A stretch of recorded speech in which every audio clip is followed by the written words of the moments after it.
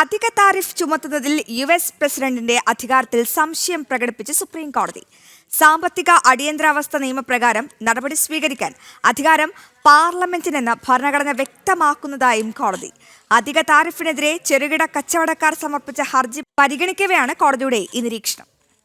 ചുമത്തിയ താരിഫിനെതിരെ ശക്തമായ പ്രതിരോധം ഉയർന്നതിന് പിന്നാലെയാണ് ചെറുകിട കച്ചവടക്കാരുടെ ഹർജി കോടതികളിൽ എത്തുന്നത്. കേസ് പരിഗണിക്കുന്നതിനിടെയാണ് നിർണായകമായ നിലപാട് സുപ്രീം കോടതി അറിയിക്കുന്നത്. 1977 സാമ്പത്തിക അടിയന്തരാവസ്ഥ നിയമപ്രകാരമാണ് അധിക താരിഫുകൾ പ്രഖ്യാപിച്ചത്.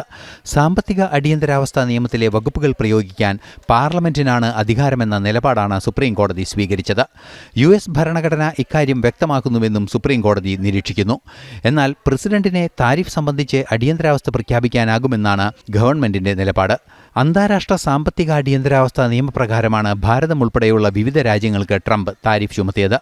അധിക താരിഫ് കോടതി റദ്ദാക്കുന്ന പക്ഷം പ്ലാൻ ബി നടപ്പാക്കുമെന്ന് പ്രസിഡന്റിന്റെ പ്രസ് സെക്രട്ടറി അറിയിക്കുന്നുണ്ട്. വിവിധ രാജ്യങ്ങൾക്ക് വൻതോതിൽ ചുമത്തിയ താരിഫ് ചെറുകിട വ്യവസായങ്ങൾക്ക് അസംസ്കൃത വസ്തുക്കൾ ലഭിക്കുന്നതിന് വരെ പ്രതിസന്ധി സൃഷ്ടിക്കുന്നുവെന്നാണ് സൂചന. പ്രശ്നത്തിന്റെ അടിയന്തര പ്രാധാന്യം കണക്കിലെടുത്ത് അതിവേഗം തീരുമാനമെടുക്കാനാണ് സുപ്രീം കോടതിയുടെ നീക്കം. ഇന്റർനാഷണൽ ഡെസ്ക്, ജനം.